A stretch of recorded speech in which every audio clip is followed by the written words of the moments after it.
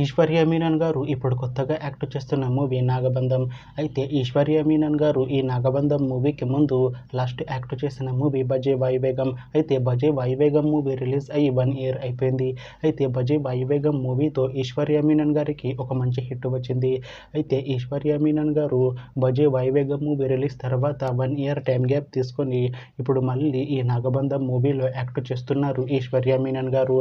చూడాలి ఈశ్వర్య మీనన్ గారికి ఈ నాగబంధం మూవీతో కూడా ఒక మంచి హిట్ వస్తుందా లేదా అనేది మనం ఈ నాగబంధం మూవీ రిలీజ్ అయ్యాక చూడాలి.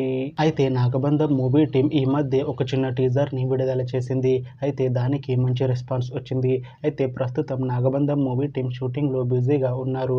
అయితే నాగబంధం మూవీ షూటింగ్ ఆల్రెడీ 60% కంప్లీట్ అయిపోయింది అంటున్నారు మూవీ టీం. అయితే నాగబంధం మూవీ టీం మాత్రం చాలా కాన్ఫిడెంట్గా ఉన్నారు. ఈ నాగబంధం మూవీ మంచి సస్పెన్స్ థ్రిల్లర్ హిట్ అవుతుంది అంటున్నారు. అయితే నాగబంధం మూవీని 2026లో రిలీజ్ చేసేలా ప్లాన్ చేస్తున్నారు movie team.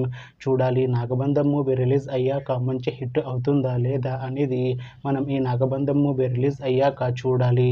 Thanks for watching this video friends. మీకు ఈ వీడియో నచ్చితే ఈ వీడియోని లైక్ చేయండి. ఇంకా ఇలాంటి మూవీ అప్డేట్స్ కోసం ఈ ఛానల్ని సబ్స్క్రైబ్ చేసుకోండి.